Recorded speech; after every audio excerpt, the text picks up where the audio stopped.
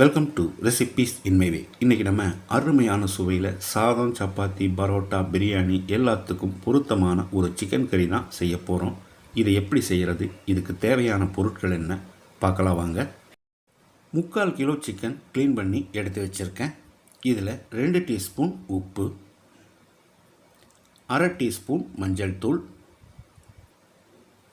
3 table spoon மிளகாய் தூள், 4 table spoon மல்லித்தூள், 1 டேபிள் ஸ்பூன் மிளகுத்தூள், 1 டீஸ்பூன் சீரகத்தூள், 2 டீஸ்பூன் கரம் மசாலா, 1 கப் அளவுக்கு அதிகம் புளிப்பில்லாத தயிர். இது எல்லாத்தையும் நல்லா கலந்து விட்டு மூடி வச்சு ஒரு 2 மணி நேரம் மேரினேட்டாக விட்டுடலாம். வாணலியில் 1/2 கப் அளவு நல்லெண்ணெய். நீங்கள் எண்ணெயை குறைச்சி சேர்க்கிறதா இருந்தால் சேர்த்துக்கோங்க. 2 துண்டு பட்டை, 4 கிராம்பு, 4 ஏலக்காய், 1/2 டீஸ்பூன் சோம்பு,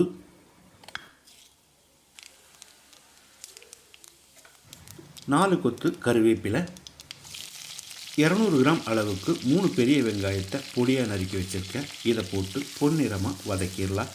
பெரிய வெங்காயத்துக்கு பதிலாக சின்ன வெங்காயம் சேர்த்தா இன்னுமே நல்லாயிருக்கும்.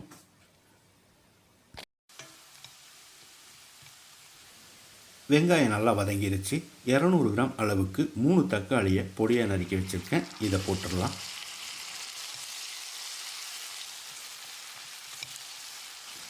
அரை டீஸ்பூன் உப்பு சேர்த்து தக்காளியை மசிகிற அளவுக்கு வதக்கிடலாம்.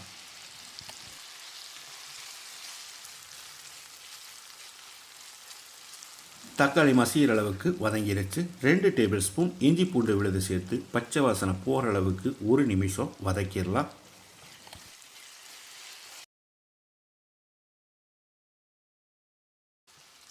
இஞ்சி பூண்டு விழுது பச்சை வாசனை போயிடுச்சு. இப்போ நம்ம மேரினேட் பண்ணி வச்சுருந்த சிக்கனை சேர்த்துடலாம். 1 நிமிஷம் நல்லா ஃப்ரை பண்ணி விடணும். மசாலாவோட பச்சை வாசனை போகிற அளவுக்கு ஒரு 10 நிமிஷம் வேகட்டும். இடையில அடிக்கடி கலந்து விடணும். 10 நிமிஷம் வேக விட்டுருந்தோம். இப்போ உப்பு சரி பார்த்து போட்டு கலந்து விட்டுடலாம்.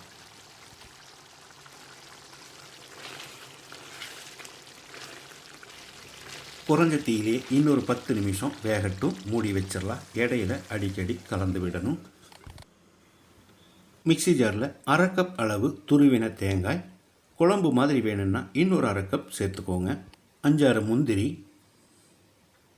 1 டீஸ்பூன் கசகசா, 1/2 கப் தண்ணி சேர்த்து பேஸ்ட்டாக அரைச்சி எடுத்துக்கலாம்.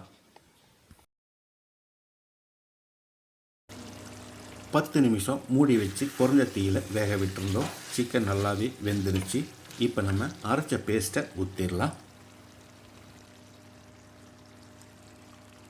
மிக்சி ஜார் அலசி கொஞ்சமாக தண்ணி சேர்த்துக்கலாம். இன்னும் கூட ஒரு 1/2 கப் தண்ணி சேர்க்கிறதா இருந்தால் சேர்த்துக்கோங்க.